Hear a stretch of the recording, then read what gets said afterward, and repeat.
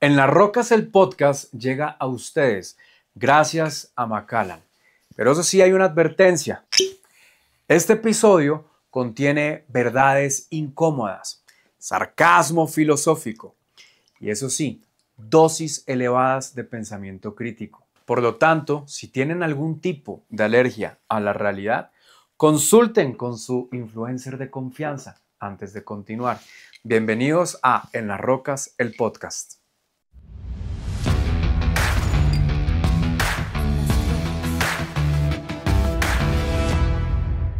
Hoy me acompaña un gran amigo, alguien que estimo y admiro muchísimo. Muchos lo reconocen por ser el primer congresista abiertamente gay, pero yo prefiero reconocerlo por otras cosas, por ser el autor de la ley de pago a plazos justos. Lo reconozco por ser el que impulsó el etiquetado frontal de alimentos ultraprocesados y presentó proyectos para regular las plataformas digitales, criptoactivos y proteger el trabajo en la era digital.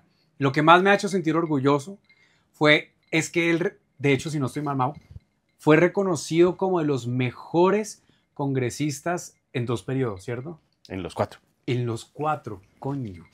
Bueno, Mau, bienvenido, hermano. Salud y bueno gracias por invitarme. Estoy muy contento de estar con vos. Estoy nervioso, asustado.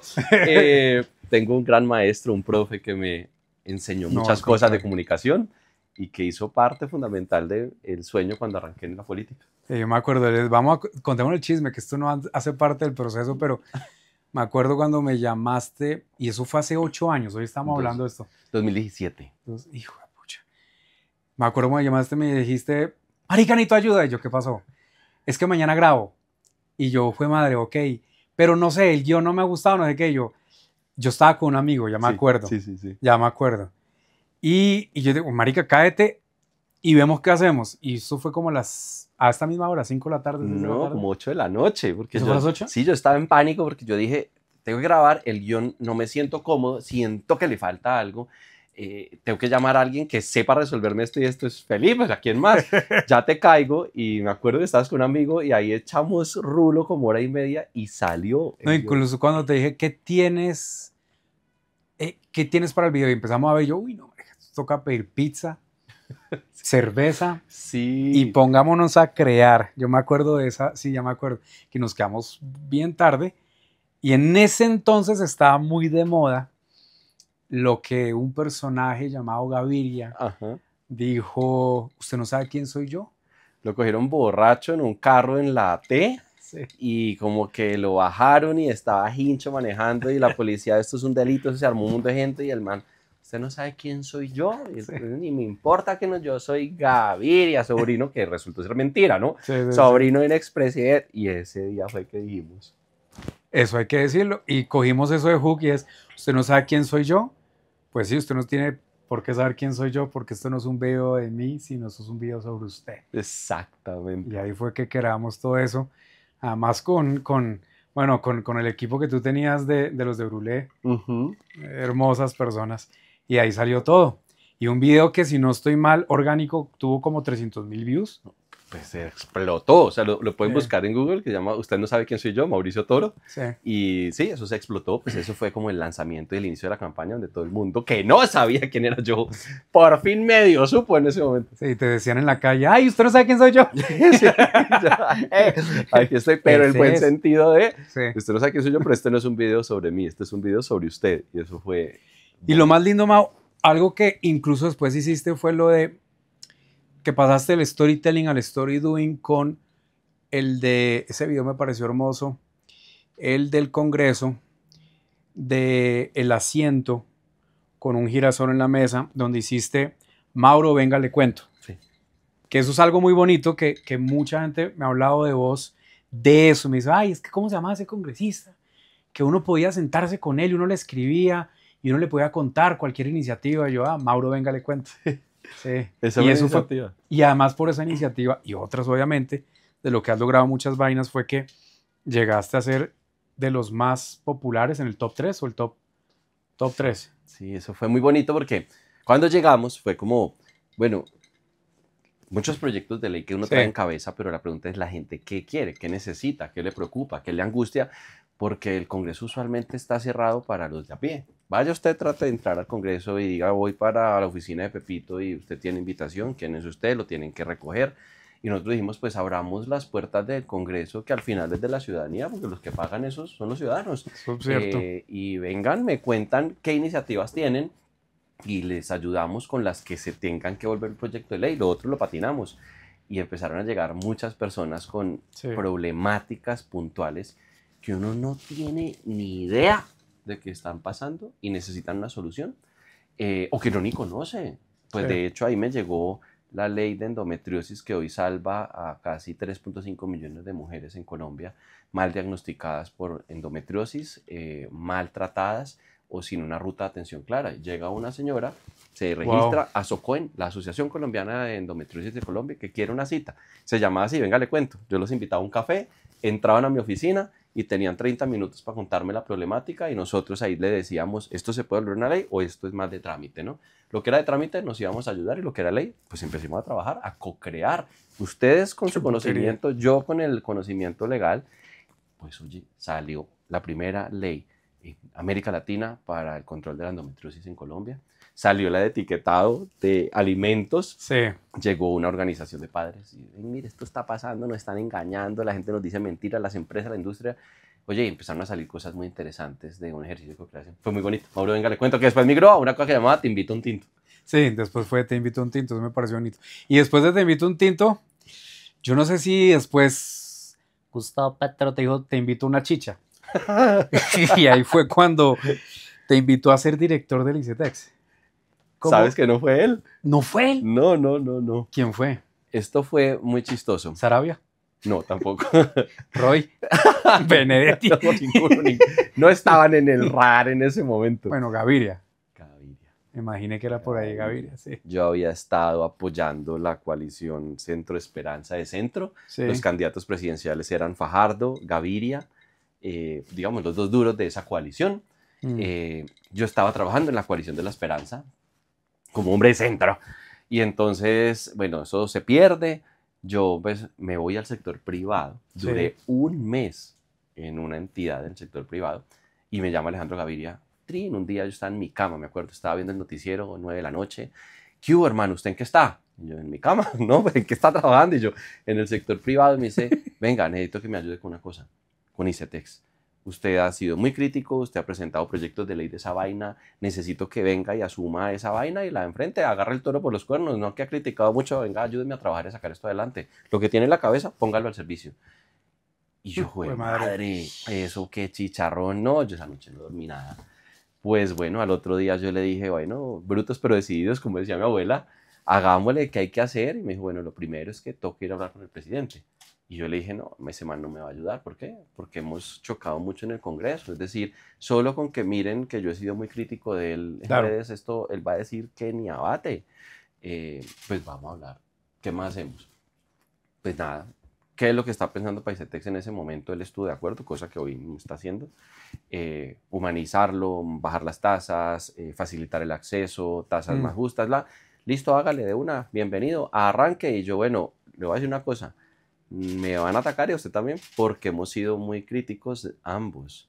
Eso lo van a sacar. Yo no voy a borrar nada de las redes. Dijo, estamos gobernando, este es el momento del cambio. La política tiene que sobreponerse al objeto social de lo que implica esto. Ya bueno, pues está bien. Si usted está dispuesto a que no me vaya a echar porque saquen un tuit por allá de hace... Yo no, adelante. Desafortunadamente... Sí, es otra historia. Es otra historia. Pero hubo presión política para manejar el ICETEX como al ritmo del populismo ¿o no? No, a mí me dejaron hacer todo lo que yo quería. Por fortuna tuve 3 aliados muy importantes. Ocampo, el ministro de Hacienda de ese momento. Sí. A mí me tocó el equipo de los técnicos, ¿no? Sí. Jorge Iván, el director del DNP de ese momento. Okay. Y Alejandro, el ministro de Educación de ese momento. Entonces, con ellos 3 yo logré hacer como un equipo técnico, profesional, y lo que logramos hacer tan bacano y positivo en ICETEX esos 2 años fue porque tuve el respaldo de ellos. Técnicamente, presupuestalmente, legal y jurídicamente, y eso nos ayudó a hacer las cosas maravillosas que hicimos. Cuando se empezaron a ir, fue que yo me empecé a quedar solo. Y cuando me empecé a quedar solo fue que Sí, empezaron con padrino. la narrativa ahí de, y se te que acabarlo, y se te no sé qué, esto no se puede hacer así. Y ahí fue que yo dije, ¿sabes qué? Ahí fue Ahí te cuando, dejo tu casa pintada, yo más bien me voy, no vamos a pelear, tienes derecho, no comparto eso y yo me voy más bien. entonces cuando te fuiste del ICETEX, ¿fue con resaca o fue con alivio? Fue con las dos. Una Ok, resaca de un luchar muy solo porque ya se habían ido mis apoyos y empecé a ver la intención de hacerle daño a la entidad y de resistir, ok. muy, muy cansado, eh, como con ese agotamiento de resistido, pero con una resaca de esta entidad tiene que humanizarse, se puede transformar y siento que falta mucho por hacer. Era como esa. De hecho, yo no me quería ir, pero sí, porque sentía que no iban a salir las cosas bien si seguían llegando al gobierno personas con una visión muy opuesta a lo que debe ser el sistema mixto. Sí, Eh, es como con miedo, pero con ganas de no abandonar la causa. Y al sí. final mi papá me dio el empujón y me dijo, en una sabiduría de los que sienten que la vida llega a su fin, antes de morirse me dijo, uno tiene que saber hasta dónde pedalea y yo creo que aquí tiene que cambiar de ruta. Y cuando me dijo eso, yo dije, yo más bien me voy. Hmm. Yo quiero esperar unos meses y me dijo, no, yo se lo digo de corazón, usted decida. La ruta hay que cambiarla hoy. Mi papá ya estaba muy mal, estaba en la clínica, estaba en sus últimos días. No sabía eso. Y sí, Uy, fue estando él muy enfermo. lo siento mucho, hermano. Gracias. Para mí fue muy duro porque ese día, cuando él me dice eso ahí en su cama, muy enfermo, y él estaba siempre muy informado de lo que pasaba. Yo le contaba todo a mi papá, mire, está pasando esto, estoy luchando muy solo, ya no tengo apoyos, esto lo quieren acabar. Él fue el que me dijo, él me salvó la carrera política porque hoy finalmente ejecutaron lo que yo me olía podía pasar. Y me dijo eso, me dijo, no tiene que saber hasta dónde pedalea por esa ruta. Y esa ruta va para el fango. Es mejor que cambie ya. Y véngase para acá, me acompaña. Pues, chao, y me fui. Y estuve casi 20 días con mi papá hablando de las cosas que uno no le pregunta nunca a los papás. Nunca. De dónde venía nuestro apellido, quién era el abuelo, el bisabuelo, el tatarabuelo, cómo se había enamorado, por qué estábamos donde estábamos en el Quindío en ese momento, nuestra familia, chismes de qué hacían los bisabuelos, qué conoció de mi familia, cosas que los papás guardan y nunca cuentan de secretos de juventud. Sí, Fueron, ¿qué? 20 días, 2 semanas de puro de chisme. puro chisme y se fue tranquilo Qué y bien. yo lo dejé ir tranquilo y yo estoy tranquilo. Creo que valió la pena haberme dedicado a él todos esos días. Bonito. ¿Cómo se llama tu papá? Se llamaba Diego Luis. Diego. Y ¿Cómo? me contó una historia dentro de eso. ¿Por ¿Qué? qué Diego Luis? ¿Por qué?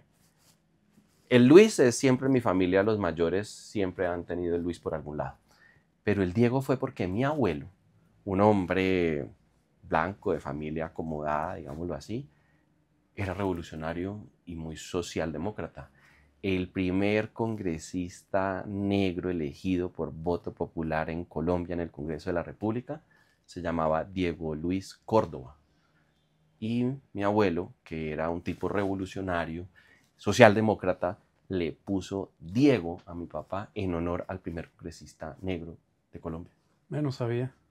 Yo tampoco, cuando en esos días me sirvieron para eso, para hablar tantas cosas y me dijo, si usted supiera lo que usted tiene algo de su abuelo era muy político, ¿Y por aunque era qué? un finquero. Pero a ti entonces, ¿por qué te pusieron Mauricio? Porque mi mamá se opuso a que yo fuera Luis Mauricio o Mauricio Luis. Y esa fue la ruptura de ese legado familiar y Sí. negoció con mi papá que entonces el segundo sí tenía que llevar el Luis por donde fuera. Entonces yo me llamo Mauricio Andrés, pero a mi hermano le tocó Luis Sebastián. Luis. Mi hermano Sí. fue la víctima de que mi mamá no dejara poner al primero porque rompió esa Fue víctima de herencia. esa revolución. Exactamente, entonces por eso yo no tengo el Luis. Ok, bueno. Estás haciendo entonces por otro lado, entonces tu camino. Así es, Pedaleando siempre por otro lado. pedaleando en otra ruta. Bonito. Mao, desde adentro cuando tú estuviste, no solamente en Congreso, también en ICETEX, viste tú de primera mano obviamente muchos temas de corrupción. ¿Cuál ha sido una que presuntamente tú puedas hablar, que tú hayas dicho como que qué asco y no quiero ser parte de esto? Pasan dos cosas frente a eso. El lobo sabe a quién le aúlla. Entonces, a mí esas cosas no me llegaban porque la gente le daba miedo hablar de eso conmigo y que lo fuera a aventar. Entonces, por ejemplo, estando en el Congreso, hubo muchos escándalos de corrupción en ese Congreso donde yo estaba. El escándalo de las marionetas del gobierno Duque, de los OCATPAS del gobierno Duque, donde muchos congresistas estuvieron involucrados en desvío de recursos, pues por la gestión que tenían. A mí, ¿por qué nunca me llegaban esas vainas? Es porque decían donde le digamos a este man abre la jeta y nos avienta a todos, razón Sí. por la cual nunca me llegó, pero estando ahí vi que eso reventaba y decía, por Dios, ¿cómo se mueve esto aquí? Pues les voy a decir un caso que yo sí vi muy de cerca, cuando me querían hundir el proyecto de ley para prohibir el asbesto en Colombia que mata a tantas Ese es personas. el otro que tú tuviste, el de tema del asbesto. Ese que era de la senadora Nadia Bleli, que la acompañé en ese proceso después de 11 años de que se lo negaran. Ahí encontré cómo la industria y gente alrededor de eso estaban comprando votos y moviendo mucho dinero para que ese proyecto lo hundieran. Y gracias a una investigación de Noticias 1 que me llama el periodista y me dice, ese proyecto se lo quieren hundir porque están pagando mucha plata. ¿Qué periodista fue? No recuerdo el nombre del periodista ahorita, Bueno, súper por él. pero me dice, pilas, que esto está pasando. Yo me pongo en los micrófonos y a ustedes les están pagando corrompidos y ladrones por esto que están haciendo y yo sé que ustedes están recibiendo billete. Ahí la sentí la mano peluda alrededor de todo lo que era tratar de tumbar un proyecto. Eso también lo vi en el proyecto que hundieron de la regulación de las plataformas de transporte. Decían que mucha industria de taxistas estaba alrededor de algunos congresistas que hundieron ese proyecto y ahí empecé a verlo. Pero nunca me llegaron esas propuestas porque les da miedo. Y es que le llegan a uno con eso y de nada uno los avienta. Pero amenazas, pues, te han llegado. Claro, me llegó un sufragio con la fecha del debate de un proyecto de ley. Esas cosas pasan. En WhatsApp, cobardes, mandaban unos memes disparándome. Muchas amenazas llegaron. Pero Al menos memes que uno diga, ¿te hicieron reír o no?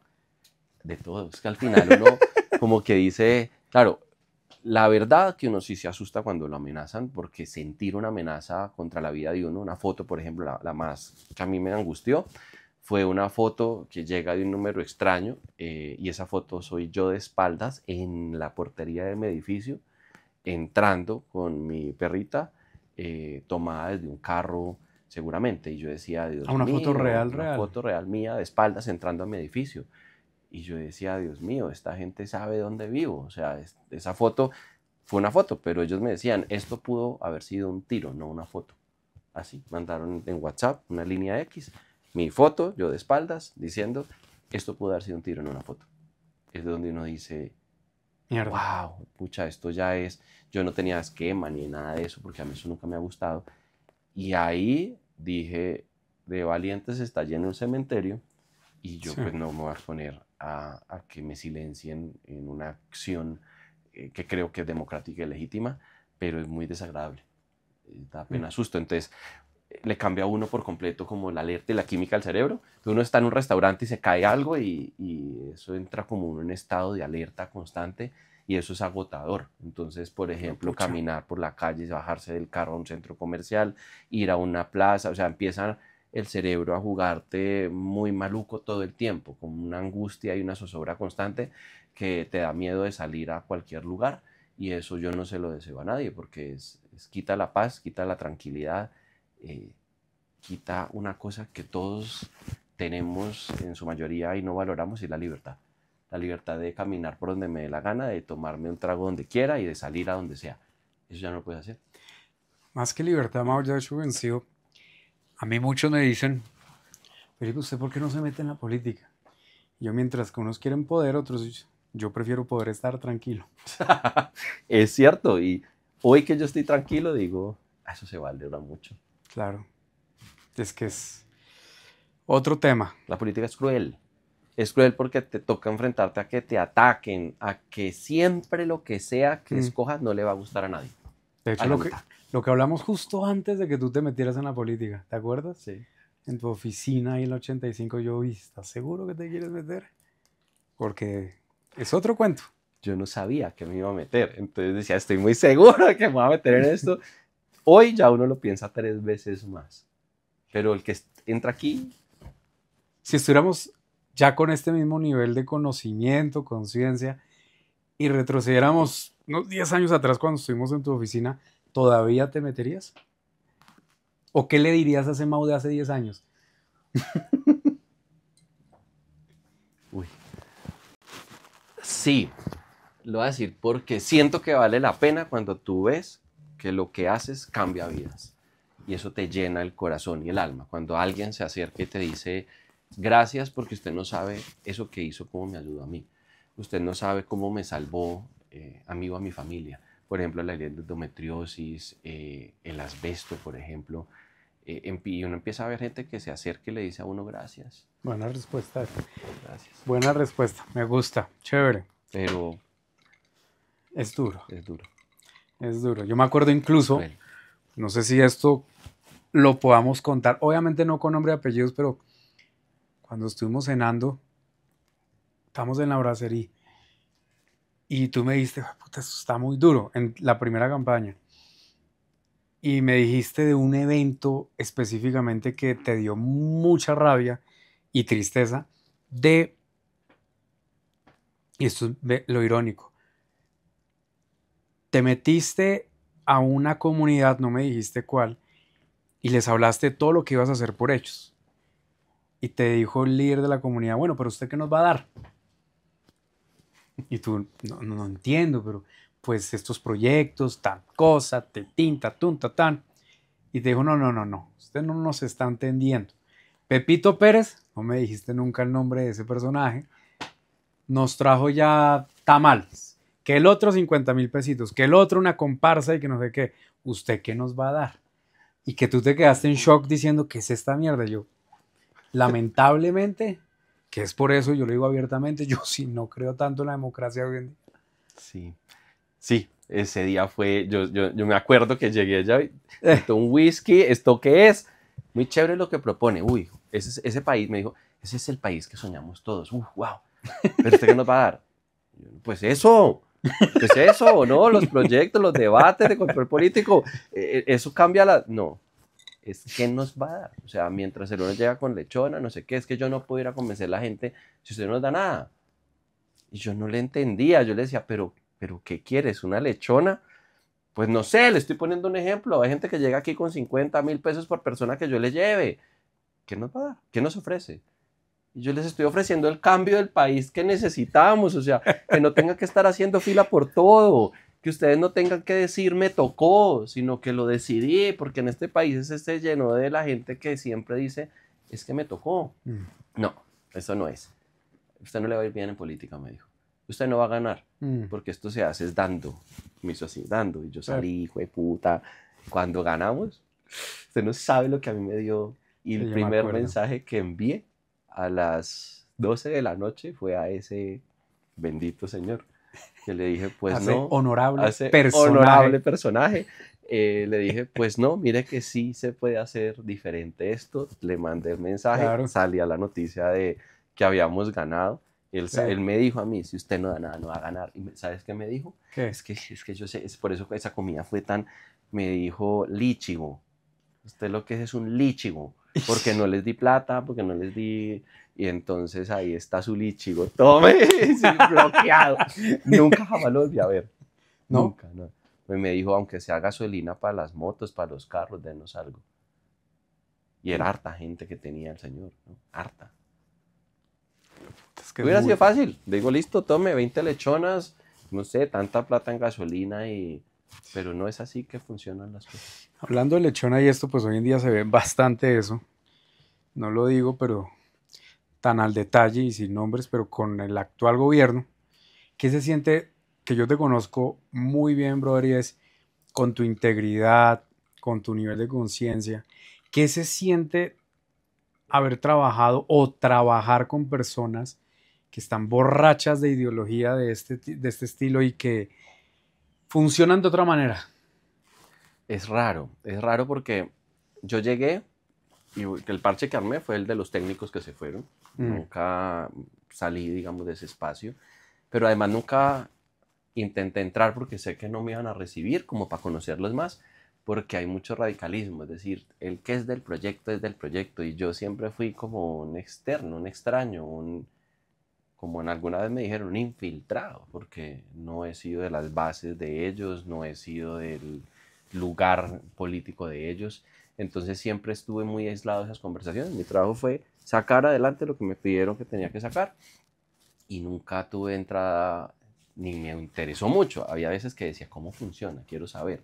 Pero no, siempre fui el que no pertenecía a ese lugar, entonces no supe cómo se movía ni cómo funcionaba. Vamos a ver. Bueno, si este gobierno fuera un trago, ¿cuál trago sería? Está muy buena esa pregunta. ¿Cuál trago sería si este gobierno fuera un trago? ¿Chicha picha o chicha adulterada? Eso sería como un Jägermeister. Sí. Como, Jueputa, yo nunca he sido de shots. No. No. Como que huele dulce, se ve raro, pareciera que sabe bien, pero es amargo. Ok. Y a unos les gusta y a otros no. Y pega duro. Pega duro. Y la resaca. Y la resaca en la hijueputa. Dios mío, me van a matar, pero sí, siento que uno espera, yo esperé mucho más. Sí. Dicen que Petro incluso no escucha. ¿Te escuchó a ti? Tengo que decir que sí. Ok. Sí. ¿Pero con megáfono o sobrio él? No, sobrio. Pues tengo que decir que en las reuniones en las que yo estuve, le agradezco que me oyó y que lo que hicimos de tener las tasas más bajas de interés de los últimos años, de encontrar unas nuevas fuentes de financiación que encontré yo y que propuse y de humanizar la entidad, hasta cuando estuve, me oyó. Y estuvo de acuerdo con esa visión de ICETEX. Mientras estuve, claro, yo tengo que decir, es que yo tenía un respaldo chévere, porque era Ocampo, porque era Gaviria, porque era Jorge Iván, porque era un equipo técnico que en ese momento de no radicalización, él entendía y escuchaba. Además porque tú entiendes de este tema, pero Gustavo Petro necesitaba esos quick wins, victorias tempranas como para decir, sí, esto está cambiando. Y hasta ahí funcionó. Y tengo que decir... Bueno, sigue cambiando porque cada semana va cambiando de gabinete. Eso sí. Sí, yo nunca vi tantos cambios y eso sí me aterró a mí constantemente. Yo todos los días tenía un pie afuera como, bueno, esto ya uno no se puede agarrar de aquí con tranquilidad. Tengo que decir que yo fui presidente de una entidad antes en otro gobierno y yo nunca viví la zozobra que se vivía en este, que todo el tiempo a todo el mundo le iban a echar. Pero yo con el presidente tengo que decir que tuve buena comunicación en esos espacios que se daban, contundente, duro cuando ponía sus puntos de vista, pero nunca me faltó ni apoyo y tengo que decir que nunca lo vi como en otros espacios públicos pareciera estar. Muy bonito que entonces que te haya escuchado. Es como dicen, se le abona eso.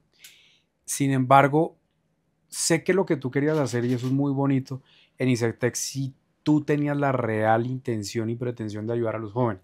No obstante, ICETEX hoy en día sí quiere ayudar a los jóvenes. ¿Tú cómo lo ves? ¿O es una simple caja registradora del gobierno?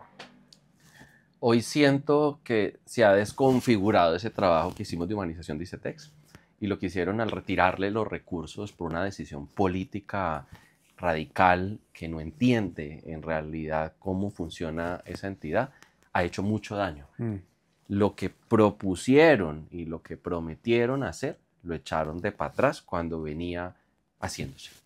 Nosotros logramos acelerar las condonaciones que más pudimos, tener la tasa más baja de los últimos 40 años, me acuerdo cuando tú lo hiciste. Aumentar la colocación de créditos, pero a tasa cero más IPC más alta de la historia de los últimos años, pasar de 50 y pico a 60.000 para ayudar a más jóvenes con menos tasa, mejorar la condición de atención. Esto estaba saliendo muy bien. Sí, yo sé. Falta tiempo, porque eso no se podía hacer de topetón, esto tenía que ser un plan a largo plazo y a mediano. De un momento a otro lo frenaron, lo echaron para atrás y con una visión de absolutismo radical negativo, por hacer más, terminaron afectando a 250.000 jóvenes que no tienen la culpa de una mirada obtusa de lo que debe ser la financiación, y eso no es el presidente. No solo una mirada obtusa de la educación, sino una mirada obtusa que ya muchos menos mal han cambiado, pero también una mirada obtusa muy de fe ciega, ideológica, radical, por el presidente, que todavía le siguen justificando eso, ¿no? Y tengo que decir que creo que los rectores de las universidades privadas se equivocaron en el trato que le dieron en su momento a ICETEX y al gobierno, y eso fue como un avivamiento de una llama de rabia que había en el gobierno contra ellos, y ese trabajo que nosotros hicimos no lo valoraron adentro y después se darían cuenta de que había sido bueno. Es decir, creo que cometieron un error también de aproximación, y yo creo que Alejandro y yo lo vivimos y dijimos, lo están haciendo mal, esto no se hace así, retando a una persona que tenía muchas cosas para hacer que las está haciendo ahora como el presidente. Es como, eso no debió haber hecho así. Entonces también hay una responsabilidad de los rectores de las universidades privadas que si hacen ¿cómo se dice? Flagelo. ¿Autoflagelo? No, más, sí, como un sentarse a una autocrítica, una introspección. Yo creo que lo pudieron haber hecho mejor, pudieron haber aportado y trabajado más, sobre todo un rector privilegiado de una universidad de Cali, privada, que hizo mucho daño frente a lo que podía hacer y haber salido mejor. Y ese pago que se está dando ahora de haberle quitado el presupuesto de ICETEX es parte, pareciera como una retaliación de lo que hizo. Es que eso es lo triste, yo digo, eso es la falta de madurez que yo siempre he visto intelectual, no aunado al corazón, lo que realmente necesita la gente en general, cuando se van por extremos ideológicos, ya sea izquierda, ya sea derecha, como lo que estamos hablando ahorita antes de grabar. Yo siempre he dicho, yo no soy ni extrema derecha, ni extrema izquierda, ni extremo centro, sino para adentro. Sino para adentro de aquí y para adentro de acá. Es decir, lo que funciona a la izquierda, bacano. Lo que funciona a la derecha, bacano. Lo que funciona en el centro, bacano. Lo que sirva. El asunto es que por esas peleas ideológicas que jóvenes u otras personas se llevan es ¿Del bulto? del bulto. Y eso es, yo sí creo que la conciliación de posiciones se tiene que dar y el entender con inteligencia cómo llegar a acuerdos es lo que tiene que hacer. Y uno se imagina de los rectores, pues semejantes eminencias, y digo, no todos entran aquí, entra un grupito, deberían proponer y hacer. Y no, resultaron más radicales que el mismo radicalismo del gobierno de ese momento, y era como, esto no va a salir bien, y no salió bien. Y a mí me da mucha tristeza por esos jóvenes, ¿sabes? Que no tienen la culpa de nada de esto. Claro, porque además quieren salir adelante. ¿Y cómo van a salir adelante?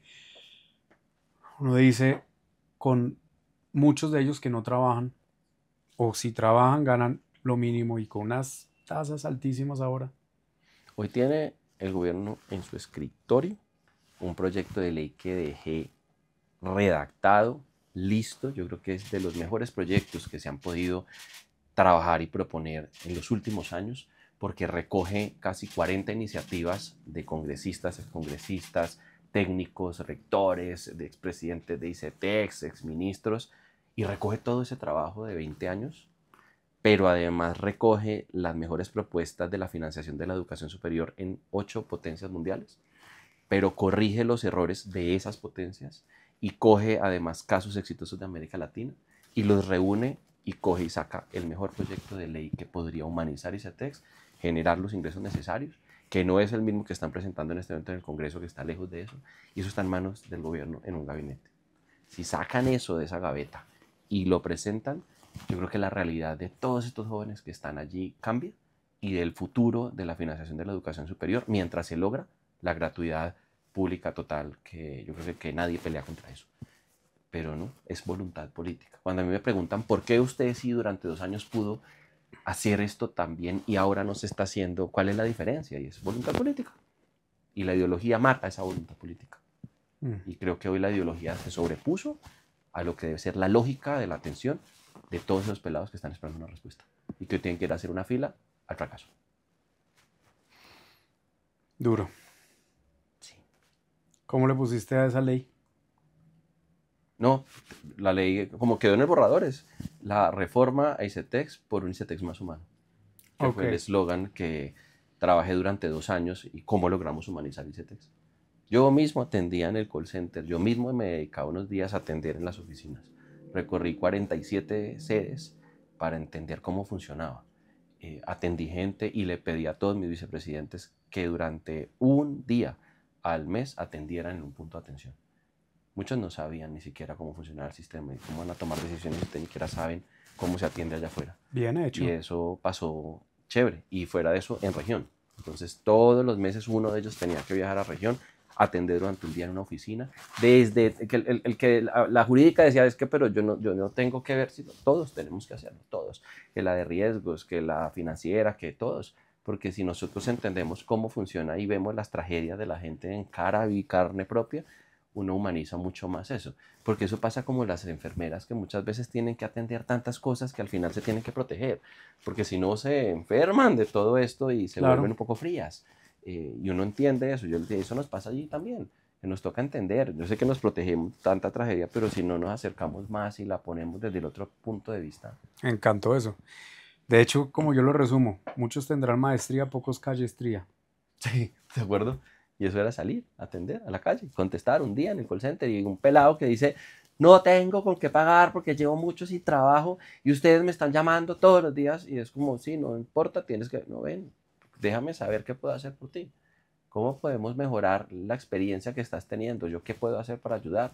Cuando nosotros oímos esas historias entendemos que no todo es como dice la norma, sino que a veces hay que adaptar la norma a como dice la gente. Y se puede llegar a un equilibrio, ¿no? Lo que pasa es que las asustadurías siempre lo asustan, ¿no? Contraloría, Procuraduría, Fiscalía, todo el mundo está encima, que si no haces esto como dice la ley, entonces, y es como enfrentarse a ese sistema también, es, se caga el susto. Como esa frase, si los políticos no pudieron ser ciudadanos nos tocó a los ciudadanos ser políticos.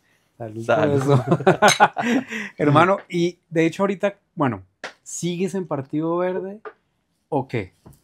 Yo tuve que renunciar al Partido Verde hace 4 años para poderme posicionar. Hoy mi corazón pues sigue estando en el partido. No tengo un partido en este momento y eso me da como la libertad de escoger dónde quisiera estar para volver a la política. Pero yo después de pensar mucho solo encuentro 2 lugares en los que me sentiría cómodo. Partido Verde. Partido Verde, Nuevo Liberalismo, incluso el Liberal. Son 3 lugares donde mi pensamiento, mi forma de ver las cosas encajan. De eso, donde hay posibilidades en el Partido Verde, en el Nuevo Liberalismo. Pero mi casa siempre ha sido el Partido Verde, entonces pues... Pero actualmente el Partido Verde, que antes, en unos años, tenía mayoría en Congreso, pucha, arrasaban. Era un símbolo como de renovación. Hoy, ¿cómo lo ves? Porque es un partido, no sé si está verde picho o verde qué. Creo que los años en la política van cobrando factura. Cuando un partido es nuevo, pues es como la innovación, como le pasa ahora al Nuevo Liberalismo, todo el mundo lo quiere, pero las decisiones que se toman adentro y las personas, como en cualquier familia, que cometen errores al interior de los partidos, desgastan las marcas.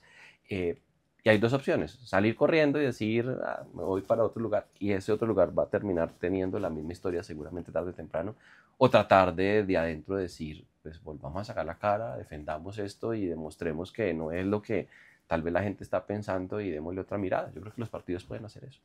Y se renuevan constantemente. Mejor dicho, estás como un mango, verde al inicio, después volvió rojito. ¿Como una patilla? Sí. Algo así, verde por fuera yo he sido, y nuevo liberal por dentro. Yo he sido por dentro socialdemócrata, liberal, pero verde, ambientalista, animalista y pro derechos. Y creo que es una mezcla perfecta. Ojalá fueran un solo partido, hubiera una coalición, maravilloso sería. Ok, bueno, sería entonces el nuevo partido Patilla. Patilla. Patilla. La sandía que vota por ti. Patilla. Ya, me gusta el logo. El verde en mi corazón. Ay. El verde está aquí en todo lugar, siempre. Sí. Por cómo piensa, por cómo ve, cómo se aproxima, porque cree en las libertades individuales, porque cree en lo que fue la esencia del profe Mocus, que fue quien me inspiró a mí a entrar aquí. Sí, en tema de educación, que para mí eso es fundamental, que en eso sí estoy totalmente de acuerdo. De hecho, hablando de educación, Mau, ¿cuál es el verdadero problema de la educación de Colombia? ¿Tú qué ves ahí? ¿Falta de plata? ¿Falta de honestidad? ¿Falta de autoeducación? ¿Todas las anteriores? 3 cosas. La primera, un sistema obsoleto, sí, que no ha logrado entender que no nos pueden seguir enseñando a memorizarnos los ríos, los departamentos, las ciudades, las capitales, los páramos, sino que tienen que entender ese sistema, ese modelo, que lo que nos tienen que enseñar es a tomar decisiones desde muy pequeños.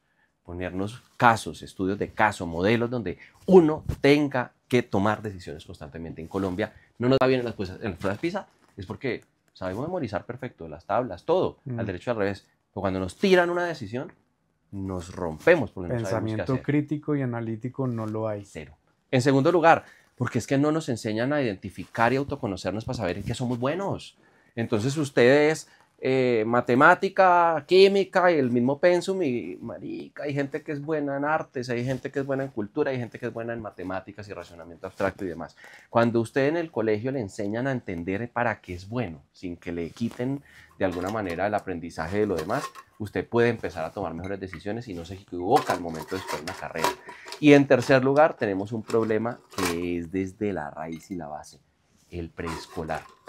En el preescolar, que es donde los niños tienen que aprender a despertar los primeros conocimientos, bases de la habilidad blanda, no pasa. Entonces, la gente que tiene, digamos, poder económico, están en unos jardines muy buenos donde a los niños les ayudan a despertar eso. Pero el 90% de este país va a un preescolar público donde lo que tenemos son cuidadores nomás.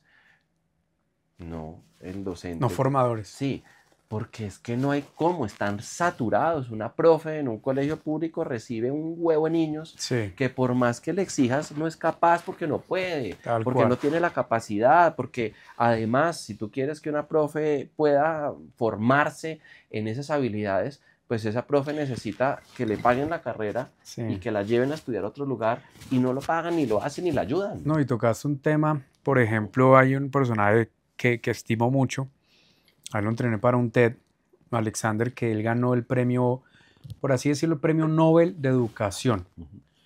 Él es un maestro yogi, de hecho, en Ciudad Bolívar, que logró llevar a nivel cero de violencia en todo el colegio. Y él coge niños que los papás son dueños de, como dicen, de cocinas, no sé si entiendes el término de cocinas, donde cocinan droga, son sicarios, son personas pesadas. Y él habla mucho que también es muy triste ver cómo los jóvenes también, de la educación que se les da, cero habilidades blandas, cero, cero, cero. Dos, también poca habilidad de toma de decisiones o empoderamiento personal. Y eso sí para mí es, pero las cosas más fundamentales, y ciertamente hay algo que se eliminó mucho de ese pensum, que debería retomarse y es filosofía. Porque mucha gente piensa que la filosofía es solamente que el tema de la retórica, Aristóteles, que no sé qué, Sócrates, no, es entender o profundizar en los aspectos epistemológicos de la filosofía para uno profundizar y decir, ¿por qué quiero saber más de este tema? ¿Por qué quiero conocerme más? Y eso es algo que para mí fundamentalmente es algo que se tiene que volver a instalar. No sé qué opinas de eso. Necesario e importante, pero sobre todo que la docencia tenga la capacidad de orientarme para saber yo en qué soy bueno. Nosotros no sabemos. Al final, te voy a poner esto que seguramente te pasó a ti y le pasa a muchos de los que nos están oyendo. Llegan los resultados de las pruebas ICFES. Bueno, vaya a escoger carrera. ¿Cuánto queda? No, pues un mes para ir a escoger la universidad y la carrera. ¿Y qué escojo? El pánico, ¿yo qué escojo? No, pues entonces una parte de la familia dice, no, algo en lo que no aguante hambre, ingeniería, derecho, no sé qué. Y otra parte de la familia dice, mijo, pues algo que estudió su familia para ver si usted sigue con el legado y lo que yo quiero y para lo que soy bueno, yo no sé. ¿Y cuántas personas se equivocan de carrera? Yo me equivoqué porque yo escuché que mi familia decía la ingeniería civil es una carrera que tiene salida, pero es que yo no soy bueno para los números, pero es que es mejor no aguantar hambre, después mira lo de los números, estudia más. Y me equivoqué, en quinto semestre tuve que retirar porque lo mío eran las humanidades, pero yo no lo descubrí. ¿Qué comenzaste estudiando? Ingeniería civil y terminé estudiando ciencia política y relaciones internacionales. Ok. Y debía haber estudiado comunicación social. Pero fue como, escoja algo rápido porque no tiene más tiempo. Bueno, ciencia política es toda ingeniería. Social. Pero vas al punto de, toman la decisión encima, pero ¿por qué el colegio nunca nos preparó para que esa decisión se pudiera tomar más cómoda? Porque me conocí. El autoconocimiento no nos lo enseñan. Y eso tiene que ver con la capacidad luego de decidir y tomar decisiones. Y eso no pasa. Autoconocimiento y autoeducación nos lo enseñan. Porque tristemente en las familias, y esto tú lo sabes que has recorrido mucho el país, la gente no le gusta bien, la gente prefiere estar más pegada a un hijo de puta celular que estar pegada en un libro. Me acuerdo, nunca se me va a olvidar la historia de una amiga que me dijo, Feli, ¿cómo hago para que mi hija lea? Lea usted. ¿Usted cuándo la ha visto con un libro, mi hija? Los niños aprenden también imitando. Y en un país donde se leen 1.8 libros al año y no sé qué libros se leerán.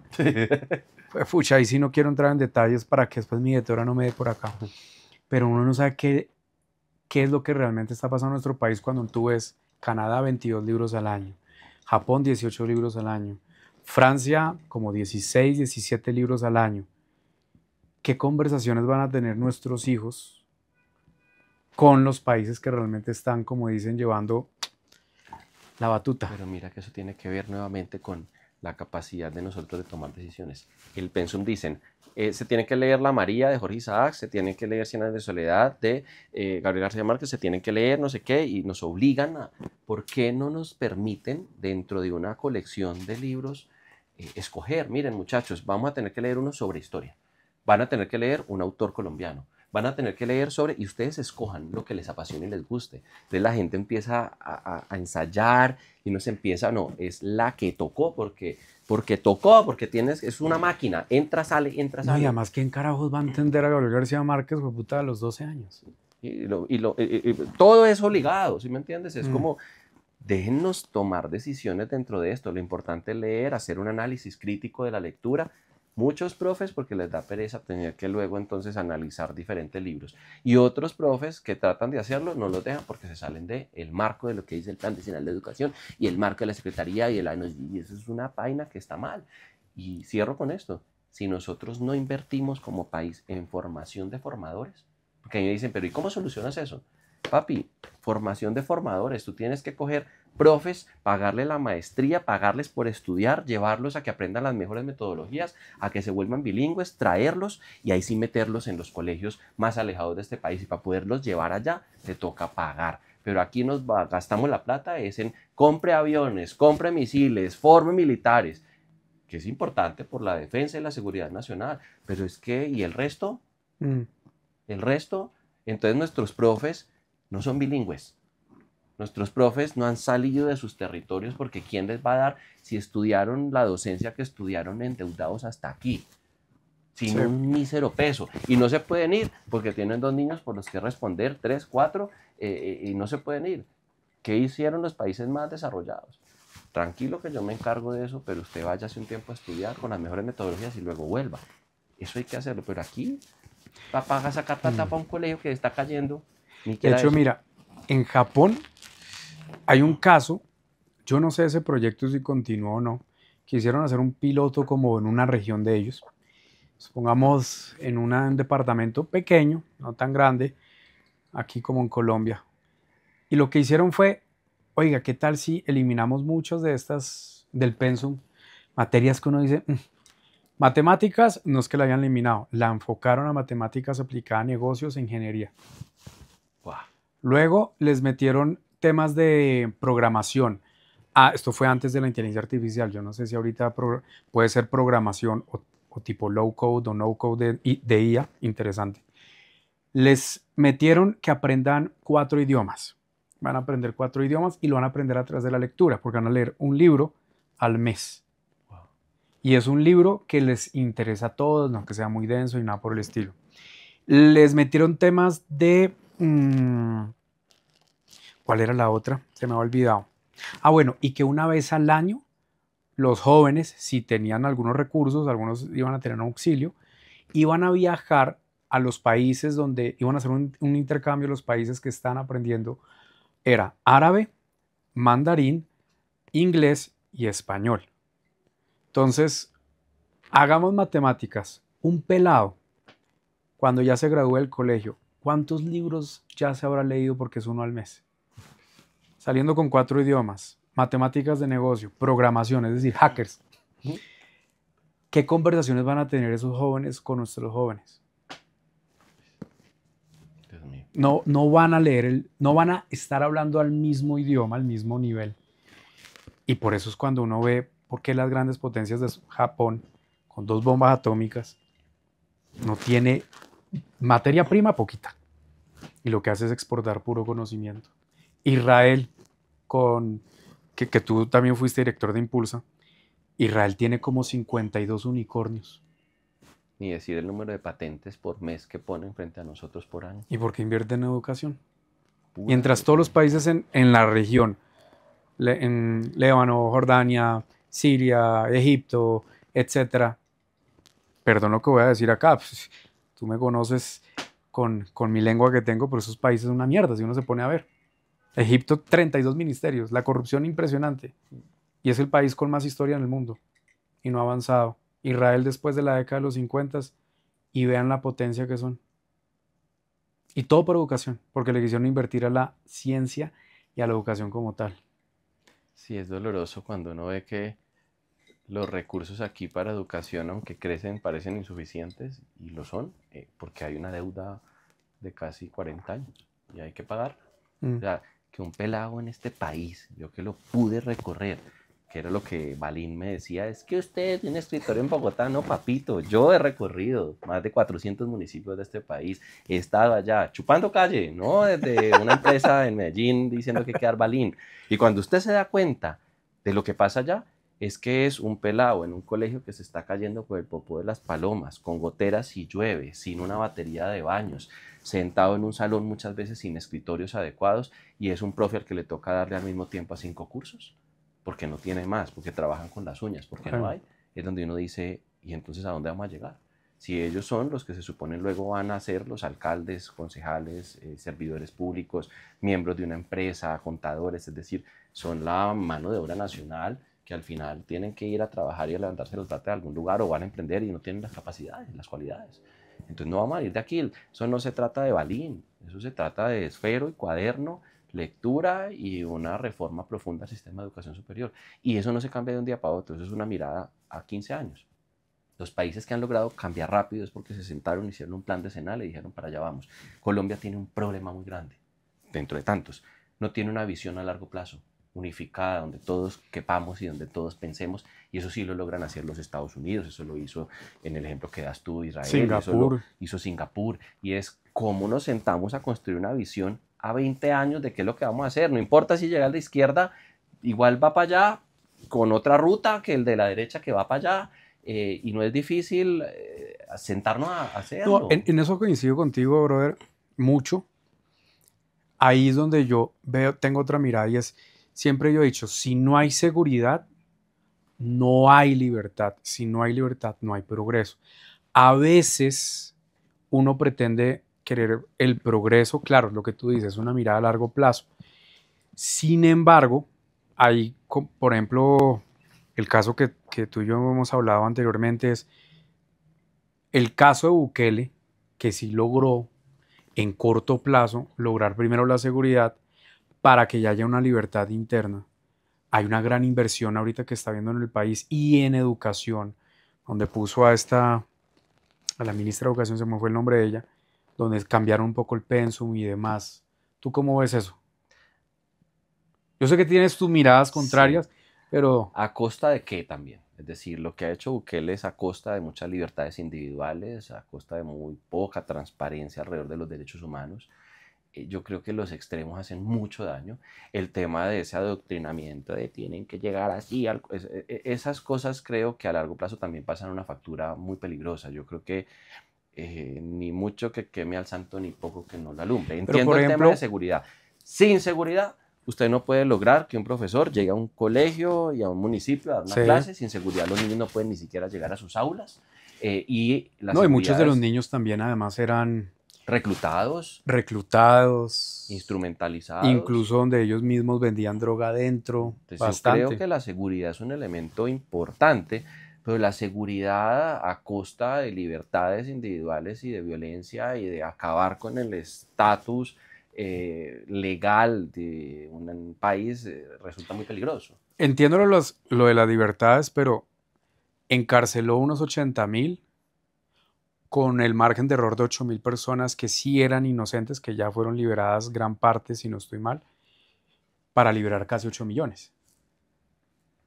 Esa es una discusión profunda de cuál es porque te lo digo, mira, a eso. Yo que quiero mucho a El Salvador y he estado en El Salvador desde el 2015, por ahí 2016, y de hecho, me va a salir un poquito del tema, que uno de mis alumnos, además de que muchos alumnos fueron los asesores de Bukele, uno de mis alumnos te copió el video. ¿Te acuerdas el video del guión que hicimos? Sí, sí, sí. ¿Sí?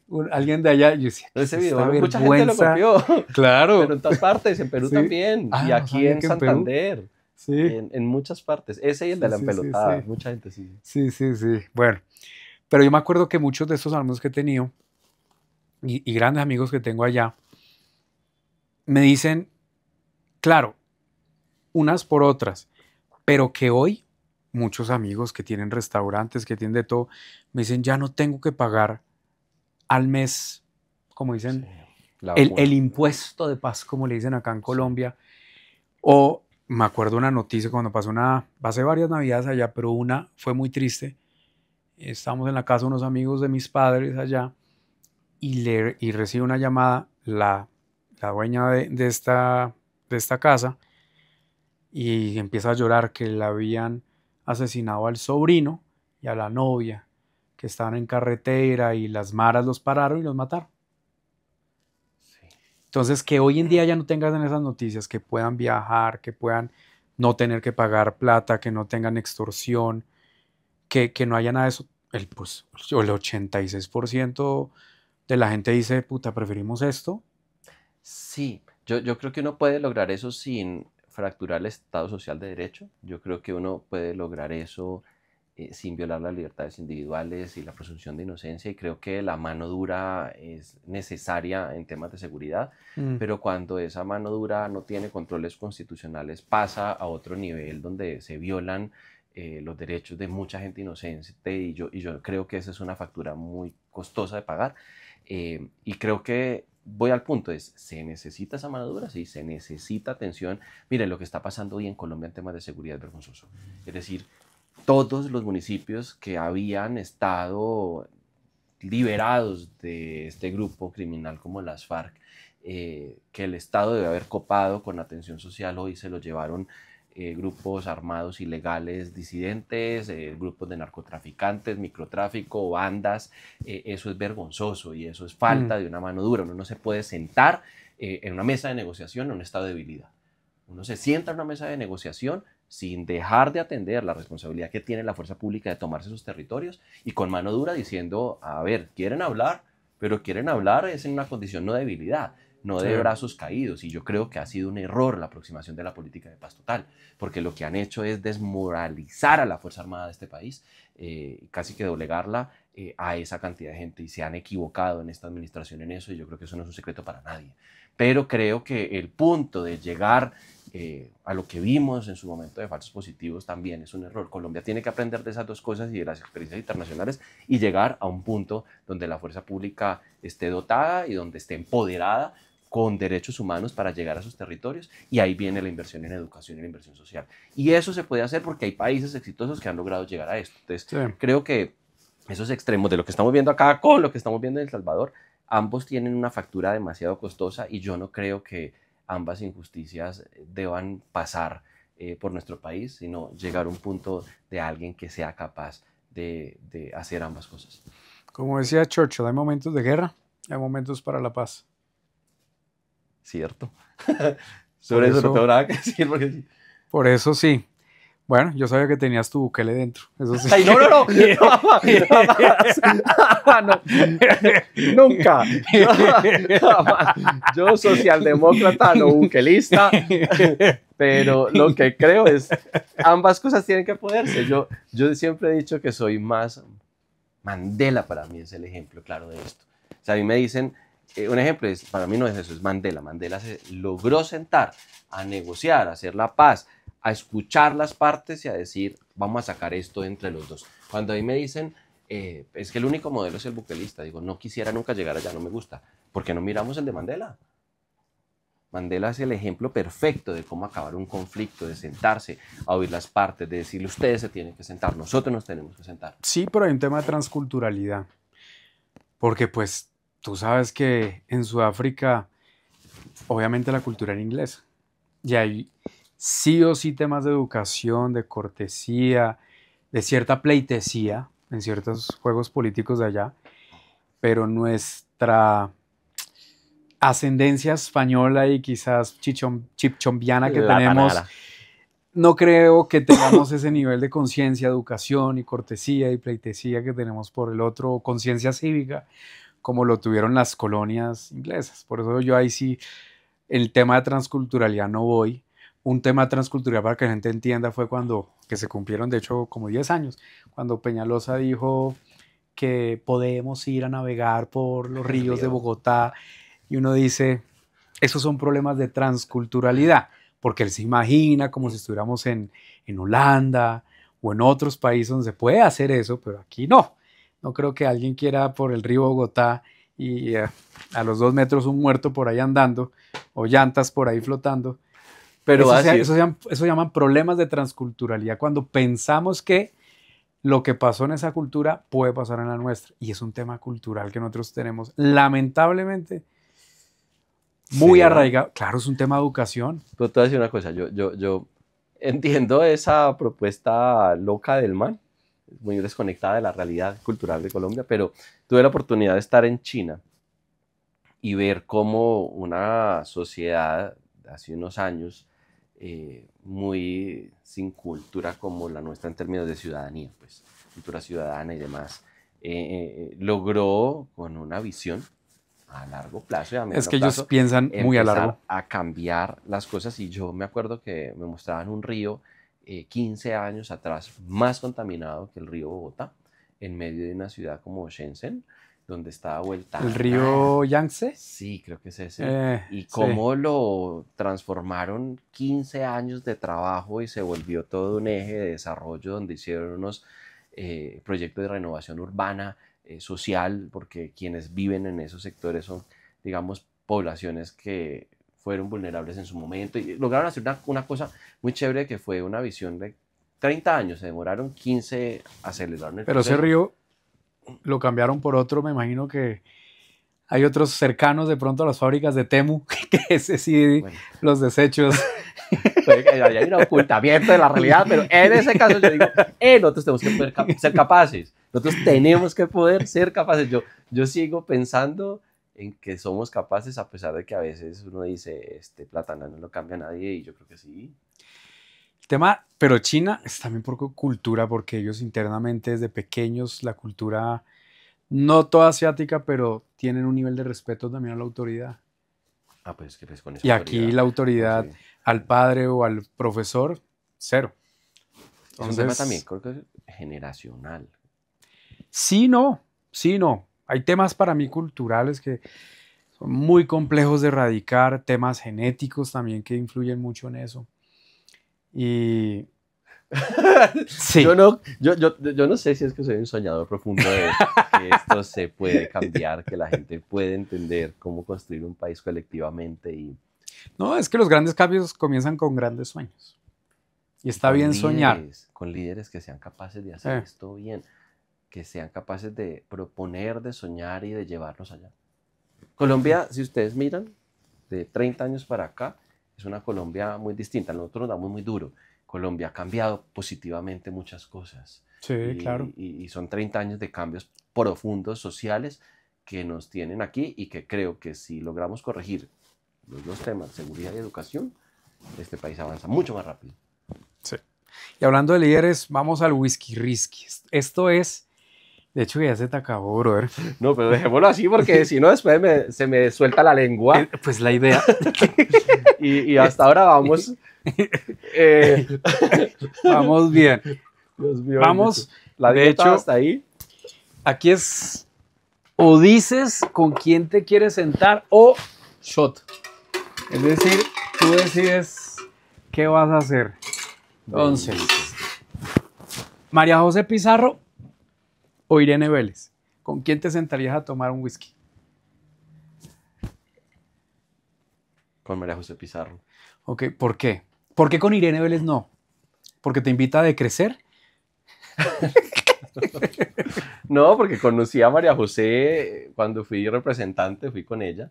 Tengo muchas diferencias de aproximación ideológica con ella, pero quisiera entender el cambio que ha dado en los últimos 3 años, de dónde y por qué ocurrió. Ok, súper. ¿Con Claudia López o Carolina Corcho? A Claudia la conozco hace mucho rato.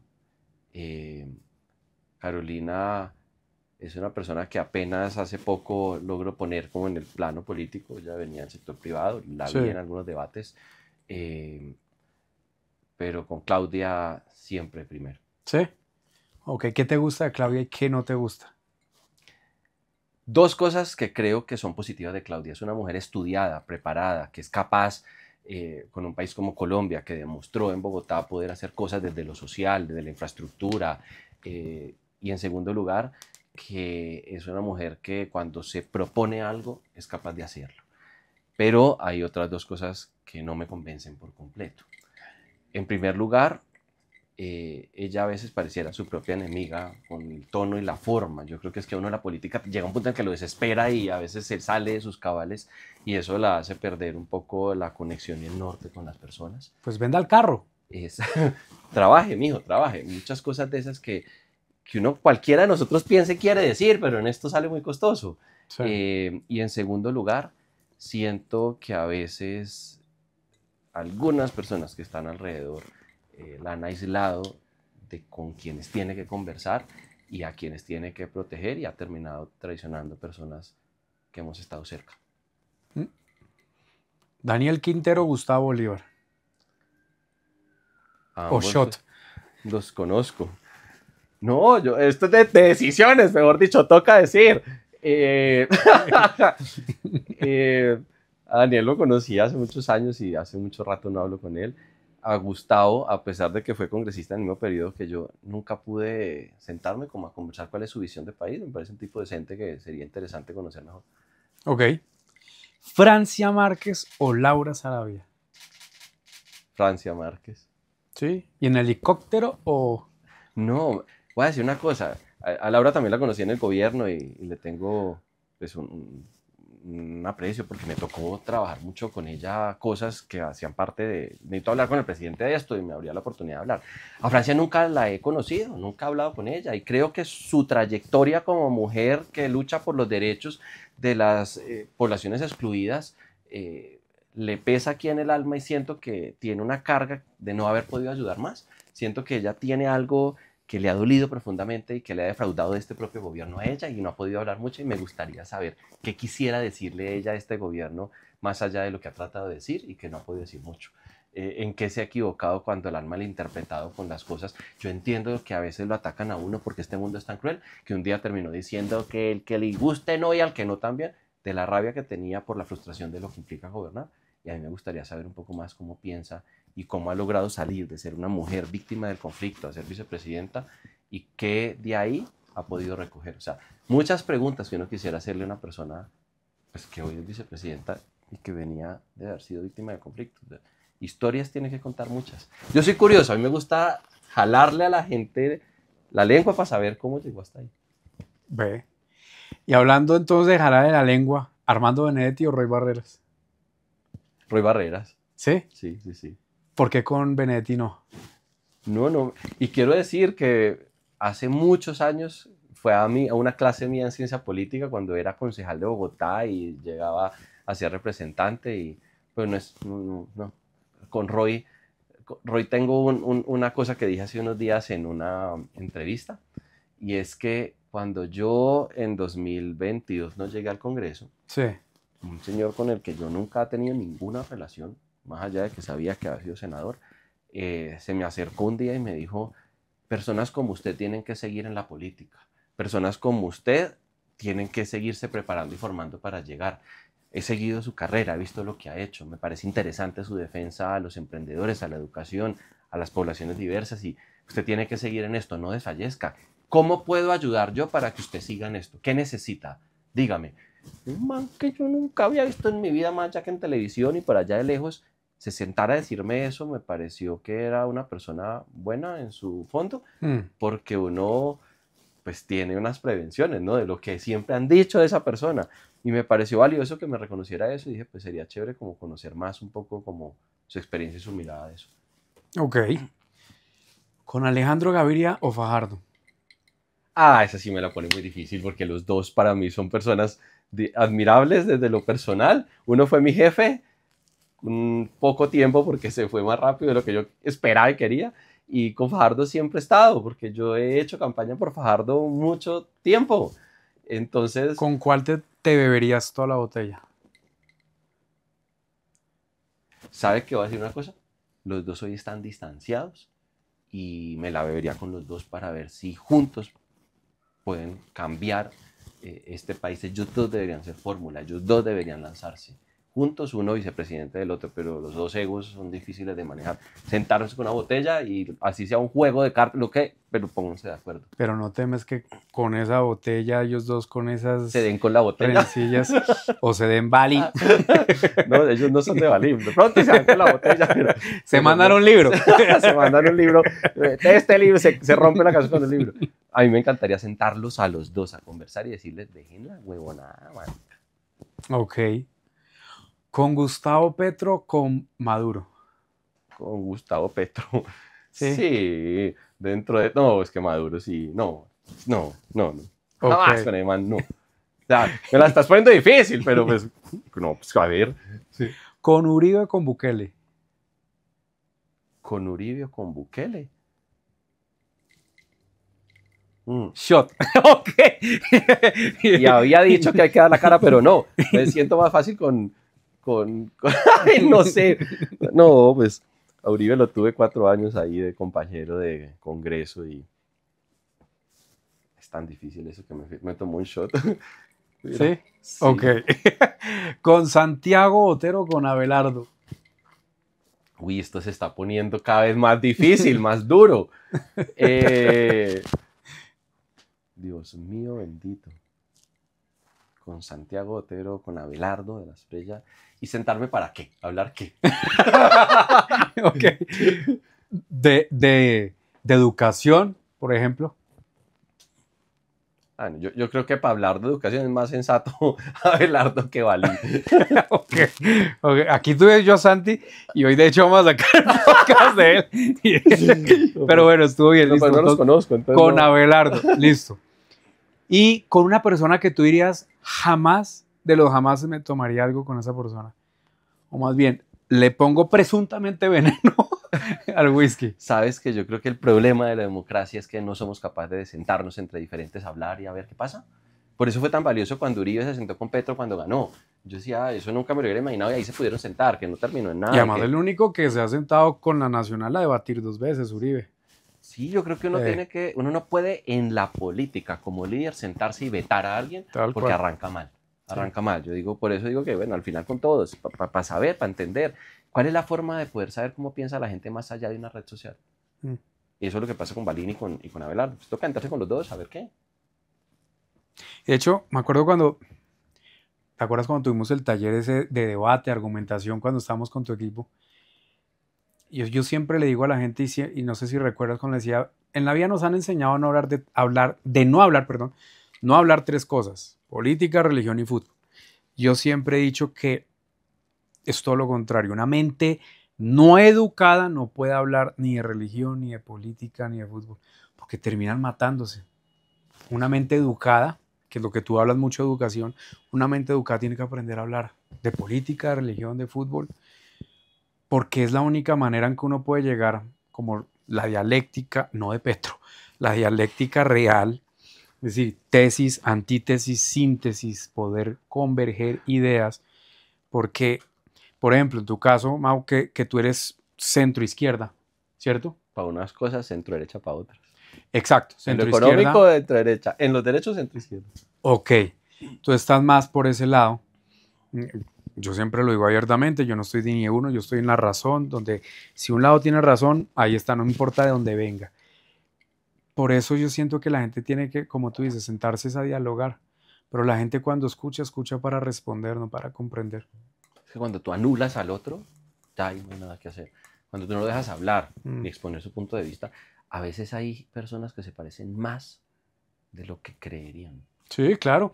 De hecho, Daryl Davis, uno de los hombres que más admiro en mi vida, el único hombre afro que ha desmovilizado más de 250 altos miembros del Ku Klux Klan. Pónganse a dimensionar esto. Un hombre negro desmovilizando gente blanca racista que llevan décadas en el Ku Klux Klan. Y les doy un dato curioso. Él va en contra del movimiento de Black Lives Matter. Va en contra. Se ha sentado con el líder del Black Lives Matter y le dice, tú no has entendido. Tú estás haciendo lo mismo que ellos. No has entendido. Mira. Y es el único hombre negro que ha movilizado racistas. Eso no lo ha hecho nadie más. Y yo lo digo en serio. Él debe ser en serio nominado a un premio Nobel de Paz. Eso no lo ha hecho cualquiera. Y una de las cosas que él decía, Daryl Davis, es, hasta con tu peor enemigo tienes algo en común. Sí. Hasta con tu peor enemigo. Sí, sí. Por ejemplo, tú amas los pastores alemanes. Sí. Tú tienes, ¿cómo es que se llama? Felca. Felka. Yo veo los videos de Divina. Por ejemplo, ¿qué tienes tú en común con Hitler? Hijo de puta. El amor con los pastores Sí. alemanes, y además él fue precursor de los derechos de los animales. Y tú eres fiel defensor de los derechos de los animales. Mira. Hasta con los peores enemigos uno tiene algo en común. No es Sí. que te vas a poner ahorita a hacer ¡Hi Hitler! No, pero... Ni a, ni a Nine. creer. Pero a entender, porque es desde el entendimiento de por qué la gente hace lo que hace, es que uno puede plantearse la defensa de eso que están haciendo, si es lo que uno cree que quiere hacer. Yo creo que anular al otro, aislarlo y no querer hablar y sentarse es muy nocivo para lo que queremos como sociedad. Y a Sí. eso nos acostumbramos. Yo con él no me sentaría. No, pues, es que yo lo aprendí en el Congreso. Son 300, de los cuales yo era oposición. Y ahí me tocaba sentarme con toda esa cantidad de gente. Es que me tuve que sentar con Uribe, me tuve que sentar con Petro, a hablar de mis proyectos de ley, porque necesitaba los votos de esas dos bancadas. ¿Y qué tocaba? Sentarse y entender. Cuando ambos eran congresistas. Claro. ¿Con quién fue más fácil conversar? Sé honesto. Voy a ser honesto. Con Uribe. ¿Fue más fácil conversar con Uribe? ¿Por qué? Por dos cosas. Lo primero, es más elocuente. Ok. Hay una conversación más bidireccional con el senador Petro. Él es muy callado. Era muy callado en ese entonces. Entonces yo me sentaba y decía, mira, vamos a presentar este proyecto. Es como muy analítico, no decía mucho. Yo no tenía cómo leerlo fácilmente, de si le estaba pareciendo interesante lo que estaba proponiendo o no. Decía. Y me iba con Uribe. El señor habla mucho. Entonces sentaba y hablaba, y él es muy de narrativas, entonces cuenta cuando yo era joven, no sé qué. Entonces era mucho más fácil entender qué no le podía gustar de ese proyecto para preparar mi defensa frente a lo que era la argumentación del proyecto. Okay. O sabía que este man no se va a oponer. ¿Y te decía Mauricio o te decía mi hijo? Decía, hombre, por Dios. Decía, no, él siempre ha sido muy protocolario, no, representante, siempre representante. Okay. Hombre, representante, cuando yo era joven, le voy a decir una cosa. Y echaba un discurso y me decía, bueno, a ver si termina para yo poderme ir sabiendo qué va a pensar, ¿cierto? Petro era más callado, no decía nada, y me decía, güey, pucha, ¿con quién hablo yo para que me ayude a descifrar? Okay. Son personalidades distintas. Ya para cerrar, Mauro, ya que hablamos aquí de toda educación, y ya que hablaste incluso de Diego, de tu padre, ¿cuál fue la educación más bonita o ese momento más bonito de educación que te dio tu papá? La paciencia. Paciencia. Sí, mi papá era un hombre profundamente paciente y me enseñó la paciencia. Él decía, no desesperes, que el que desespera pierde. Sí. Y me decía, el que se emberraca primero pierde. Entonces, en todas las peleas me decía, usted se emberracó primero. Y ya ahí perdió el control total de la situación. Y siempre me enseñó a ser muy paciente. Deje que la gente, que cuando usted tiene el control de sí mismo, usted es capaz de defenderse mejor. Y en los debates era muy difícil, porque en los debates lo atacan a uno desde lo personal, lo íntimo, hasta lo profesional, porque la política es muy cruel. Sí. Y él me decía, no dejo ni terminar y ya estaba, y usted se igualó. Y usted ya perdió toda posibilidad de respeto en esa decisión. Y él me veía en los debates. Qué bonito. Mi papá se sentaba desde su televisor.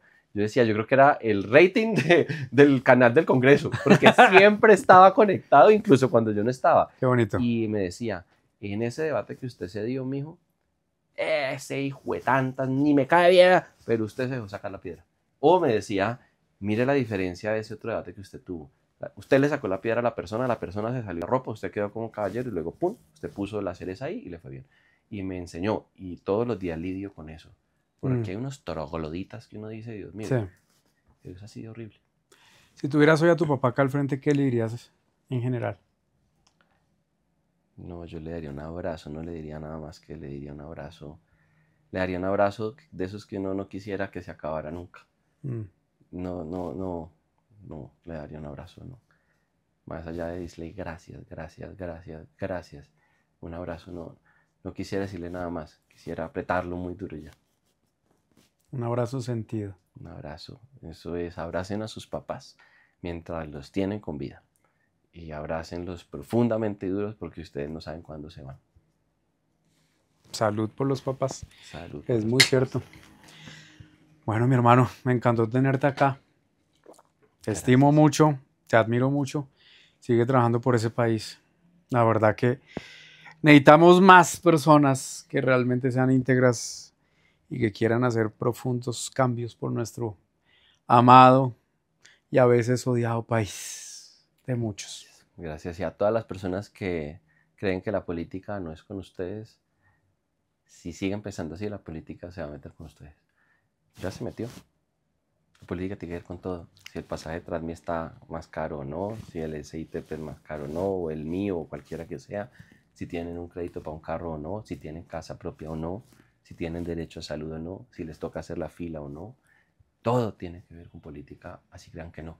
Acabo de ver un meme que me pareció impactante. Son dos sapitos metidos en una olla y uno le dice al otro, oiga, como que el agua se está poniendo caliente, ¿no? Deberíamos hacer algo. Y el otro le dice, no me hable de política, eso tiene que ver con eso, no es conmigo. Y al siguiente imagen están los dos cocinados. Y es como, papi, tiene que ver contigo. Siempre. Tiene que ver contigo. Solo el hecho de salir a votar por quien crees y el de meterte en el debate, en el compartir la información del que crees, defiendes y activar esa vaina. Eso es lo que hace un ciudadano activo. Yo por eso incluso en otro podcast que pronto va a ser, que de hecho se va a llamar y se los voy a adelantar, de un artículo que hace muchos años escribí, es ¿por qué Sócrates no creía en la democracia y yo menos? Y es porque incluso hasta el voto no debería ser un derecho, una obligación. Sí. Porque si todos estamos en este mismo barco, todos, absolutamente todos, deberíamos estar ejerciendo el tema del derecho al voto. De acuerdo. Decidir. ¿Es tu casa? Sí. Gracias por la invitación. A ti, mi bro. Se te quiere. Igual. Salud. Nos vemos en otro capítulo de En las Rocas, el podcast. Chao, chao.